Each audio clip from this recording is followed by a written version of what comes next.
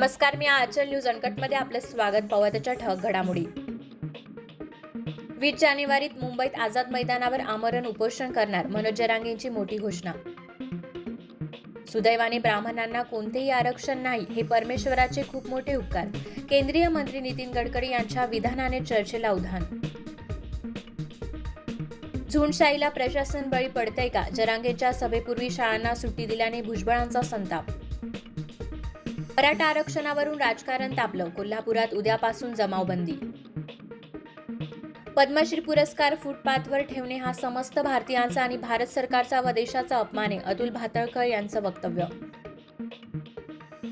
शनी शिंगणापूरचे कर्मचारी 25 डिसेंबर पासून बेमुदत संपावर. सुट्ट्यांच्या काळात दर्शनासाठी येणाऱ्या भाविकांची होणार तारांबळ.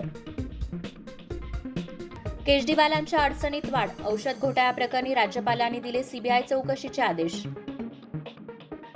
मराठा आरक्षणाची विनोद पाटील यांची क्युरेटी पिटिशन सुप्रीम कोर्टाने स्वीकारली. 24 जानेवारीला सरन्यायाधीशांसह 4 न्यायाधीशांसमोर होणार सुनावणी. प्रशांत किशोर यांचं काँग्रेसच्या विचारधारणेबद्दल मोठं वक्तव्य. म्हणाले, माझी विचारधारा काँग्रेसच्या विचारधारेसारखी, आता त्यांना निर्णय घ्यायचा आहे. आणि मोटिवेशनल स्पीकर विवेक बिंद्रावर पत्नीने केला मारहाणीचा आरोप. धन्यवाद.